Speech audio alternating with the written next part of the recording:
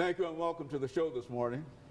The topic this morning is the literature of the Harlem Renaissance, and we're fortunate to have with us Alana McLaughlin, who has been with us on a number of occasions to talk about the literature as well as some other aspects of the Harlem Renaissance.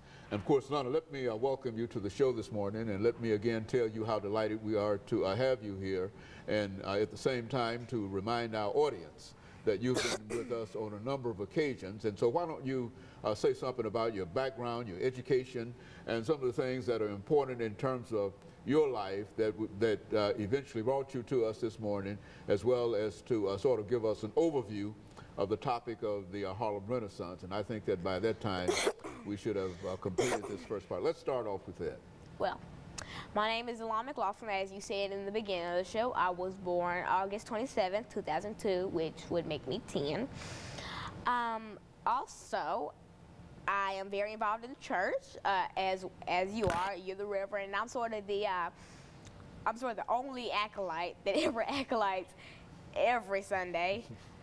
Every Sunday. I mean, even if I don't want to do it, I still got to do it. I mean, because that's just what I do in church. And now let's get on to the subject for today, the Harlem Renaissance.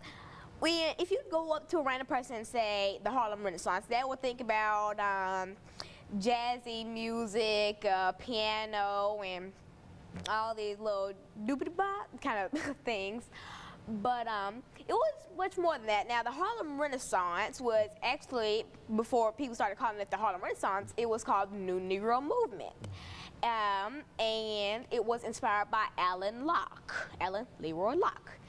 And now, this movement spanned from 1919 to about the mid-1930s, about 1934, when the Great Depression started and the stock market crashed. Yeah. And so during this time, African-American writers blossomed.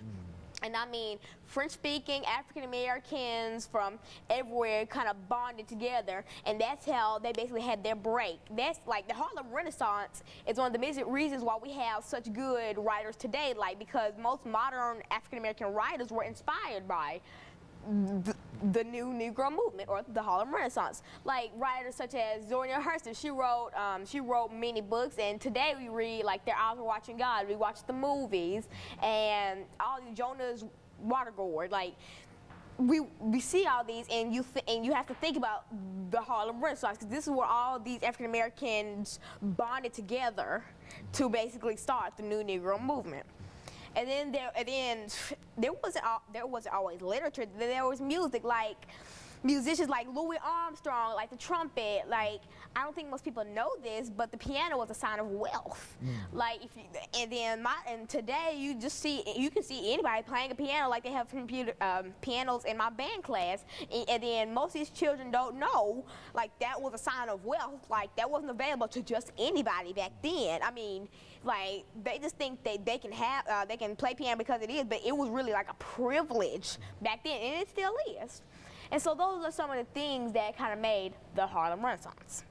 Now, Lana, within the context of all of this information that you've given us so far, what would you consider to be the most significant aspect of the Renaissance when you see it within the whole total of the history that we've often talked about on this show? For example, we know that during the Harlem Renaissance, Africans were called colored, and then they came up with a new name, New Negro, and all of those aspects of it. And so while we appreciate all of that information that you've given us, and we anticipate some additional information within that range, when we come back, let's talk about some of the reasons that Africans changed from being colored during the Harlem Renaissance to the so-called New Negro. I think you've given us some indication of this New Negro movement, but for the most part, I think, and we appreciate that information that you've given us, and I think you've demonstrated the kind of ability to continue carrying this information forward. And I think one of the things that we would certainly like to hear you say something about Harlem, in the sense that everybody believed that had you not visited Harlem, then you've never really been to New York, and et cetera, and those kinds of ideas and things that you've talked about with us on a number of occasions, and I'm sure that you're very, very in tune with it, you see. And so I think that you're giving us some excellent information, and we look forward to the second part as well as the final part of this show. And let me encourage our audience to, that we'll be back following this very